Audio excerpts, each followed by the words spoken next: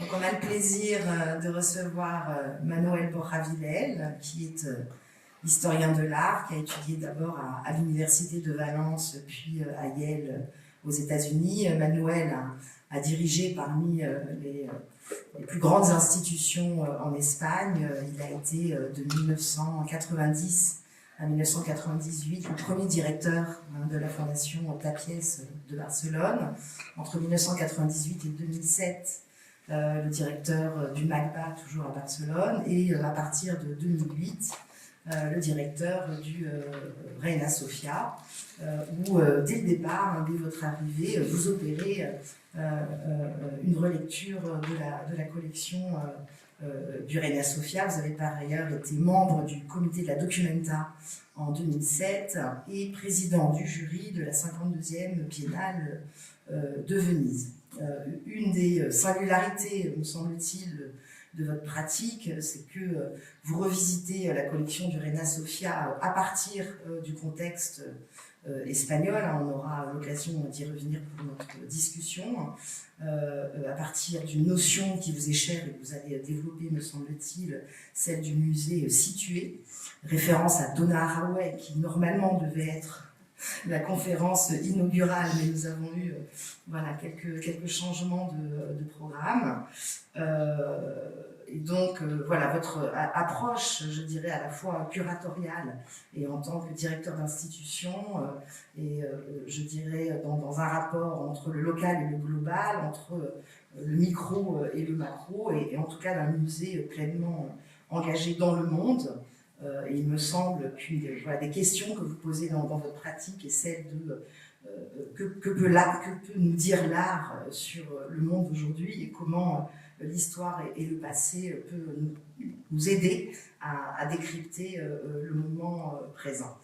Alors c'est peu de dire que je suis extrêmement heureuse de ce moment d'échange avec vous. Merci parce que là, vous nous parlez à partir de São Paulo, vous êtes en train de préparer la prochaine biennale et j'ai beaucoup insisté pour que vous soyez avec nous aujourd'hui parce que votre pratique de directeur d'institution a profondément influencé ma propre pratique. Et donc voilà, je suis particulièrement heureuse de ce moment d'échange avec vous, Manuel. Alors, and then it's a moment for me to switch in English, and maybe my first question will be that in the context where we are living, in a post-pandemic, with a war at the edge of Europe, in a context of rising of the extreme right everywhere in Europe, in the context of post-Me Too, Black Lives Matter, but also the backlash of all this social movement, in the context of global warming and energy crisis. How do you consider the role of a museum today? How you convoke the changes of paradigm? Yes, this will be my first question. Okay, thank you. It's a pleasure. I'm sorry I cannot be there because it's always, it's obviously not the same. I mean, I really believe in working with people and being with people, so this is a bit weird, but anyway, that's the way it is. And it's true. I think I mean we live in a you know it's evident we live in a change of paradigm. I think it became very clear after the crisis of 2007-2008 that all the promises of neoliberalism failed. I think it's something that the movement of occupying the squares in Spain did was to show that you know those promises they were totally fake, and that the truth is that the self-entrepreneur, the individual, I mean, is totally failed. I mean, you mentioned it. We have crisis, which is I read the other day in the newspapers that there was an attempt of a coup d'etat in Germany. Normally coup d'etats, we are used to think that they happen, outside of Europe, outside of protected Europe. So I think things are getting tougher, which is not the first time. As you know, in history, every time there is a social movement, there is an articulation of new forms of politics, and that happened in the 60s, 70s. It happened in the 30s in Spain and in other countries. The system has a way to protect themselves.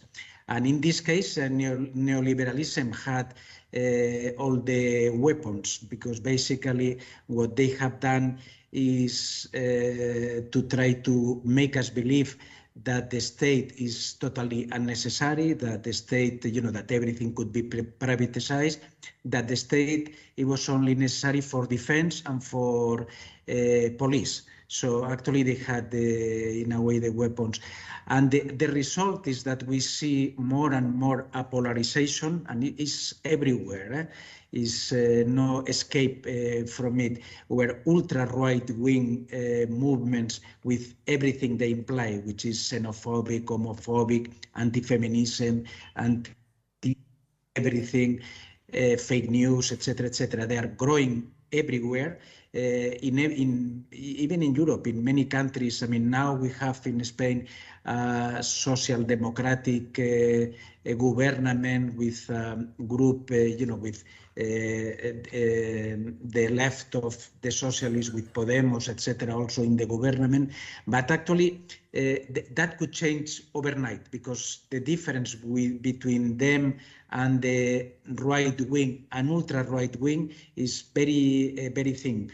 So in that situation that we all know is very familiar, it's just getting tougher and tougher in Spain. And also, all the media, basically most of the media, are in the hands of ultra-right.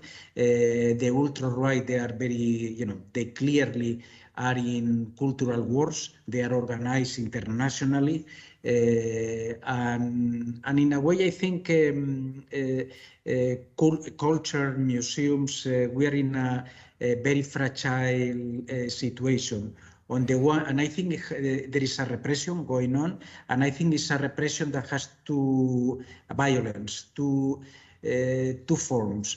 One which is more subtle, which is more invisible, which is this kind of structural violence that institutions have, and in a way they externalize, they provoke, whenever we work, it looks like, it becomes more and more difficult to do certain type of things, which is, especially in public, private institutions, they are private, so it depends on the person. But public institutions, we know we have to follow certain rules. Those rules are not done for creativity. They are done.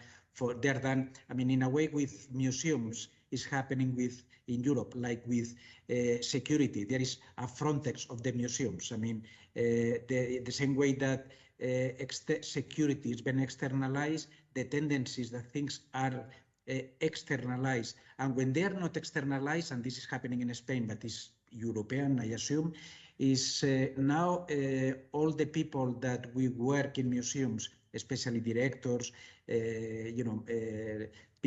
chief curators, we are legally liable. That means that we've been used to work with artists, to try to help artists, to try to break a structure to make it more democratic, to make it more accessible to people. But now, depending on what you do, like giving a grant that was not totally, you give a grant to an artist and the artist does something else, you can pay, you are legally liable, so you can pay with your own patrimony, with your own money. Not to mention the denounces that ultra-right-wing people. So that's there, and I think there is some kind of ongoing self-repression, I mean, soft self-censorship in a way that people at one moment they get tired.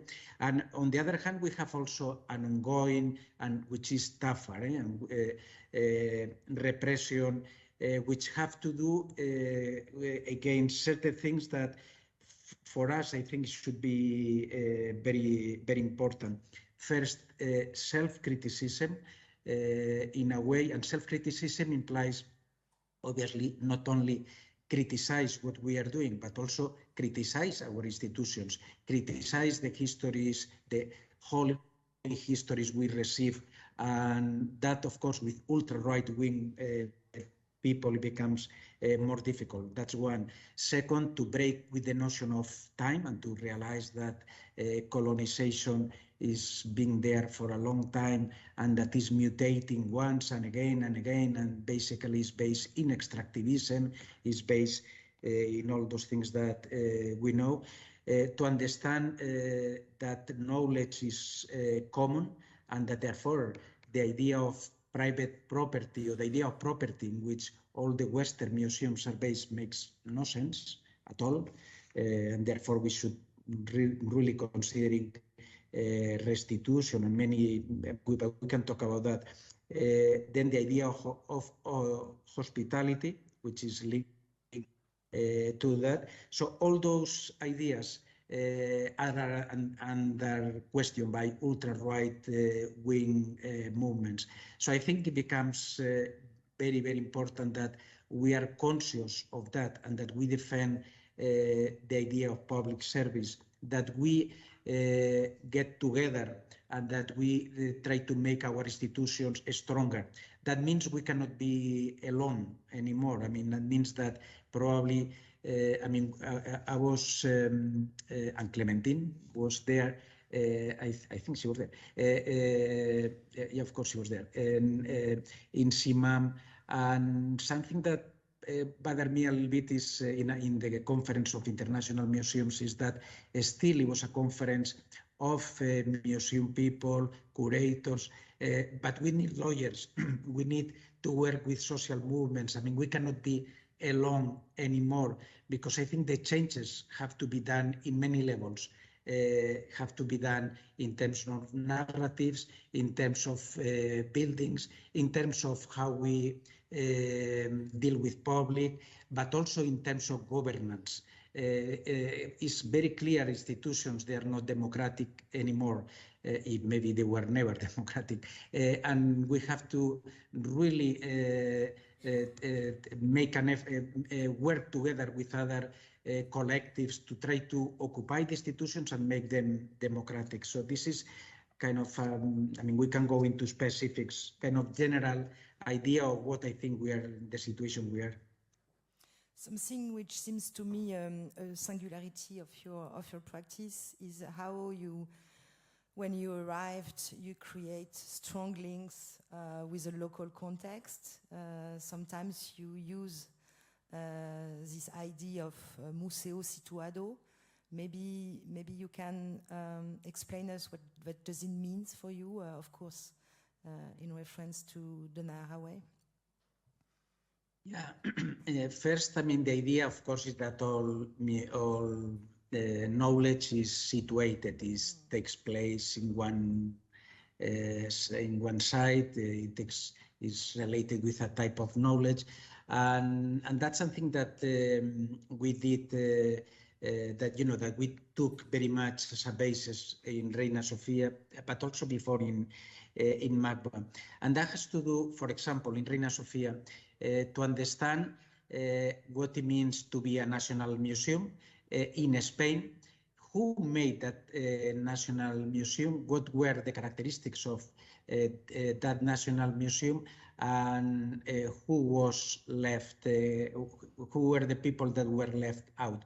So analyzing the situation, it became clear that the Spanish contemporary art system was built in the everything in Spain after Franco die with the arriving of the so-called democracy. Well, at least it was, of course, more democratic than what we had before.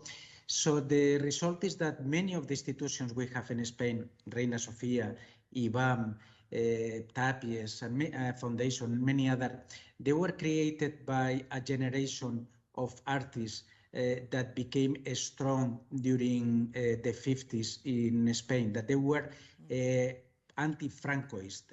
No doubt, I mean, many of them, they had to go into exile, they had to go to prison, they had lots of difficulties, no question. But the thing is, their view of the world, it was totally anti-Francoist, but the anti suppose the Franco, the idea of Franco. So the thing is, they created institutions they created institutions in a country that had no institutions at all. But those institutions were missing many, many things. I mean, first they didn't realize that Franco was not there, but in a way Franco was living inside us in ways that we, in our language, in our behavior, in our expectatives. So the result is that, for example, the first Reina Sofia, it was structured literally, and that's almost looks with time, it looks like a caricature considering the way it is now, but it was structured with rooms. Every single artist had one or two rooms depending of the importance. Miró had two rooms, Picasso, Tapies, Saura, etc., etc. As you notice, and there was this kind of continuum that went from Tapies, Saura to Picasso, Miró, of course, Goya in Prado, and Velázquez. As you notice, no women, no collectives, but it was even more important than that. They were missing totally a whole generation of younger artists, poets that died out of heroin, died because they had no place where to develop their own things during the 80s. There was, for example, so that didn't appear. There was nothing about AIDS. There was nothing about feminism, of course. There was no issues that they were already in the 80s very, very important. Not only that, they had forgotten totally the people in the exile. And the people in the exile is, of course, an ethical question, the fact that they were not there. I mean, this is still a debt the country has, but it has also to do with the fact that Reina Sofia, as many other museums, they contribute in a way to create a fiction, create a myth of a so-called democracy, of a place that had changed radically, a place that didn't realize that came to democracy when neoliberalism was already in full splendor. So it was not criticism of anything like that. It was not criticism of the structures. They didn't realize how many things they were missing. So then we were starting applying, let's say, a double tension in terms of time. A tension that had to do with reconstructing historically some of the exhibitions that were important for many of those figures, for many of those artists, trying to reconstruct it archaeologically. For example, one exhibition that was very important in Spain, it was Documenta 8, the one of Rudi Fuchs. Rudi Fuchs was one of the advisors of Reina Sofia, and one of the people that somehow built this idea of this type of national museum based on these figures of power, if you want to call it like that. And then by analyzing Documenta 8, you realize that one thing, it was the discourse, and the discourse has to do with avant-garde. It had to do with this type of neo-expressionism, return to painting. But in Documenta 8, also you had people like Franz Gerald Walter, you had people like Miriam Kahn, you had people that somehow they were there, so things were more complex. So we try to build, to recreate those exhibitions and to confront it with a reality that they, for example, we rebuilt a room with this Documenta, and we put, we choose especially the works that they were not discussed at the time, like Miriam Camp, Francesca Walter, some others, and we put in documents of the period, TV documents, newsreels, where they keep talking about things that they are not in the room. So that contrast between something that was there but they were not looking, and we are putting now, and something. So those tensions we are creating, like tensions between something that, for example, is becoming, making the ultra-right-wing groups in Spain very nervous. We put all these Expo de Sevillas, many of those things that were, and you know, it were exhibitions done to celebrate the so-called discovering of America. We contrast that with the colonial artists working with the colonial policies, with people, activists during the Occupy movements, which is the moment where, you know, it became, all these neoliberal policies became totally naked. So it's those tensions between past and present that we are doing all the time, and where we are criticizing, doing a kind of institutional, but institutional critique is still, to me, is in a way very artistic. I mean, I think it needs to be, is very important, but Museo Situado, it goes a little bit beyond that. It goes into going beyond the institution, and that has two directions. One, which has to do with the museum still. So, for example, it's about knowing where the museum is. And Reina Sofia is in the what we call the mile, or the golden mile of museums, which is the Paseo del Prado, where you have Prado Museum, Thyssen Museum, you have the National Library, you have Mafre, blah, blah, blah. You have all those many things. But eventually there was a squatter place, which was, they were expelled. It was La Ingobernable. And actually we were working with them, because in that place where only art had a place, the fact that Occupy space had rooms to discuss health, to discuss, to help people with papers, to help people to learn how to dance, to establish other things. I think it was this break to us, it was very important, in the same way that, for example, in a so-called city of museums, which is Malaga, is a city which is totally taken by the ghost of Picasso. So much that actually in a local newspaper not too long ago, they mentioned that they had discovered, like if they were talking about Picasso, like if they were talking about Santa Teresa or St. John of the Cross. They say they have discovered the real skull of Picasso when he was 6.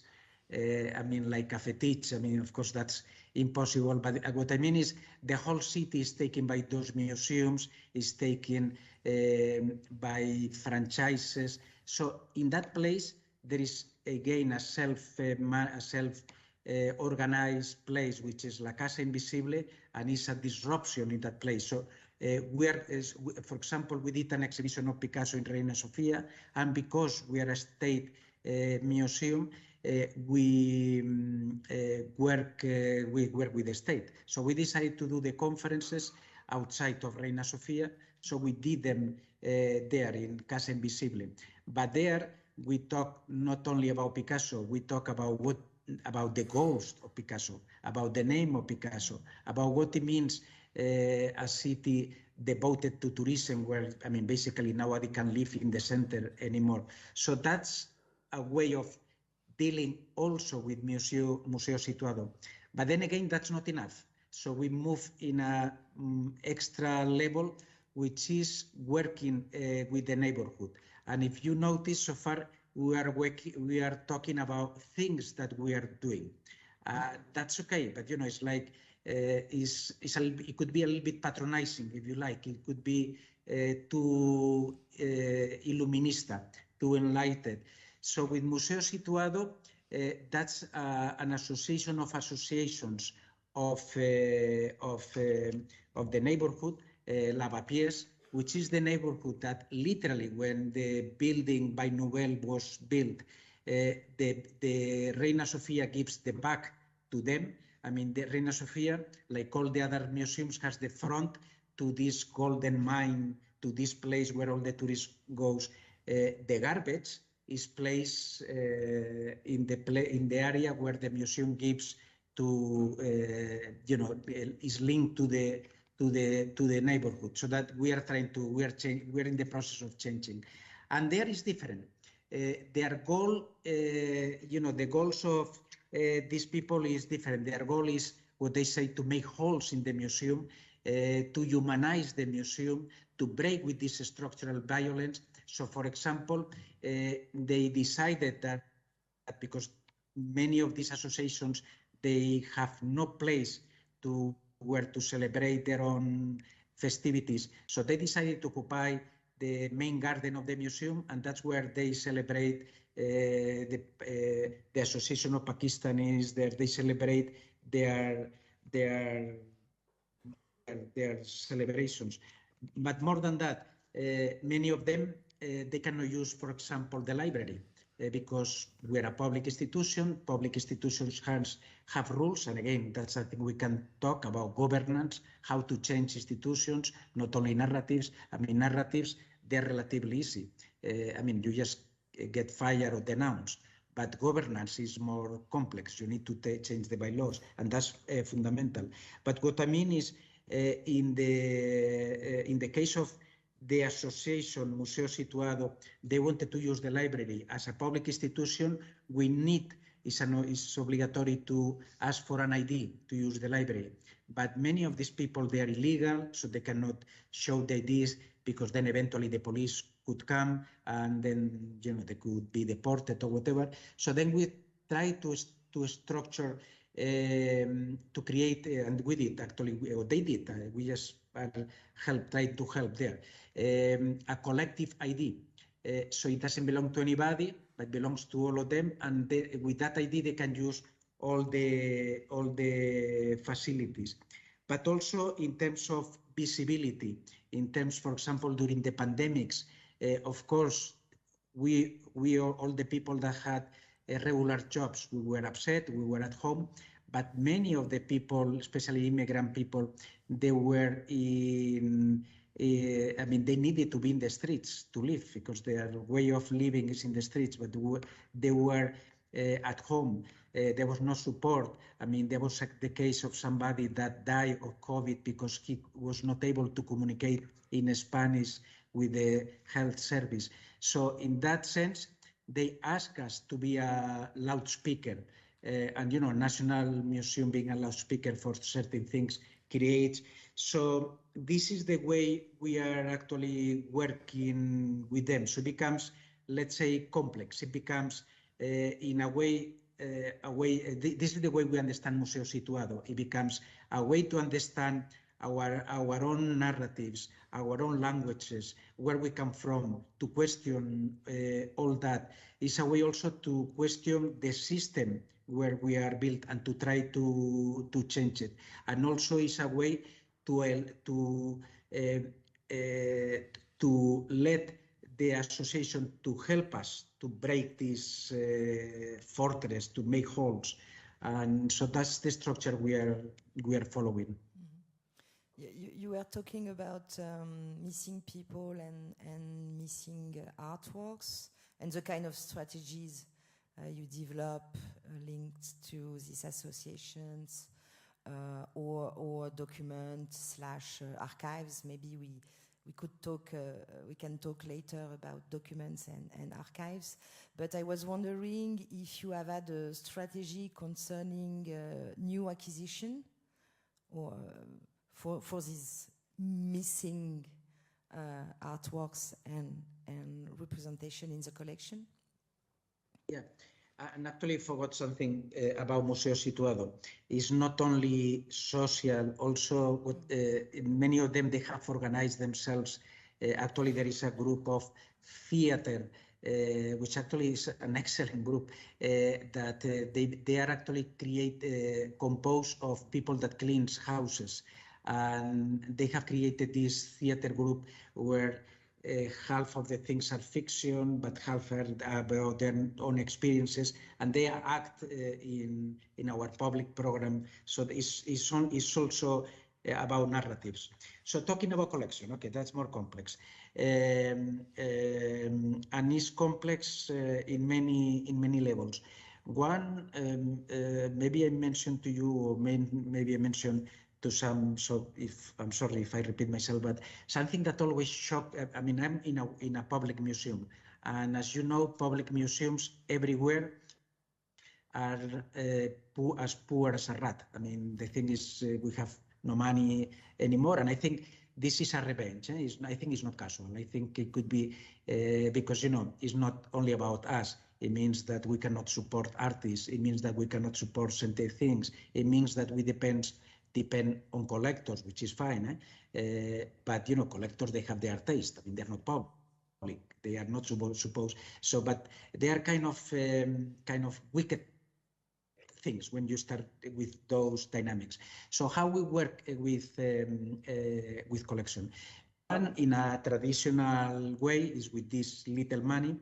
And also, you know, when you work in a public administration, you know that there, you know, you could buy little with your own money, but then you could go to the ministry of this, you could go to the social, you know, that's also is about choreographing the different public institutions, which is again one of the roles as a museum director. You have to be a curator, of course. You have to deal with management, but you have to deal with politics. So you have to be able to try. So we try to get money, and our priority now is to try to acquire these people that somehow disappeared. For example, one case which is very obvious, so being that obvious, it will be very, very clear, is all the people in the exile. And that's very important to us because that also links to, after all, the museum is a contemporary museum. So we try to deal with issues that even we deal with history, with issues that have to do with today. But this element of the Spanish diaspora is very clear because it relates a lot to a contemporary condition. The thing is, many of the basically the difference between Franco and Hitler and Mussolini is that Franco was just flat conservative. I mean, he has, and basically 90% of the people which have to do with culture were against Franco, so all of them, either they were dead or in concentration camps or they had to leave.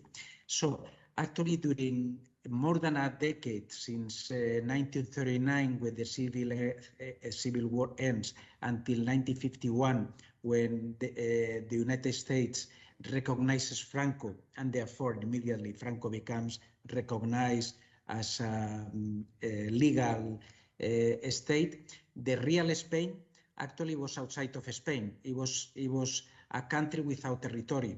It was a country where the inhabitants of that country without territory couldn't speak in very often their own languages. There are things that are really very sad. They live in a time which was a kind of empty time. And as I said, there are things that are very sad. For example, Josep Renau, which was an artist working with photomontage, was very much involved in the Republic. He went to Mexico. Later on, he went to the DDR to East Germany. When he went to Mexico at the beginning, he was trying to paint like the muralist. He was trying to paint like a Mexican. So, and there is really something, and that happened all the time. or there is somebody that went to Alberto. He went to the Soviet Union. And in the 40s, he painted two towns, one that was a Spanish town and one that was a Russian town. Both of them, they were very similar, very utopian, very, very like made out of dreams. And in a way was very sad because he knew if he ever came back to Spain, he would never come to the Spain he left. So the Spanish town is a kind of melancholic town, and the Russian town is also very melancholic because the ideas, the leftist ideas that he had, of course, they were in the 40s not realized there. So this living in no time, in no space, of dealing with a language that is not your own, that in a way forces us to think narratives in a different way. So this is something that we've been trying to acquire. Fortunately, all that is out of the radar, and trying now that restitution is very important, in a way trying to restitute back to where it belongs. And by putting that back, in a way, questioning the myths that Spanish contemporary culture and democracy built of themselves as about this kind of modelic democracy. Today, with the emeritus king being in exile because of robbery, I mean, we know that we were not that modelic. So, but the contrast of these exiled people, it becomes in a way a form of questioning all that. So this is one way we proceed with acquisitions. And the way we proceed with acquisitions is not acquiring, in the sense that we understand that property is, is an idea that starts in one moment. I mean, we know that women were one of the many reasons women were burned is because they had in charge of the communal earths. So we know that there are things that are not private property or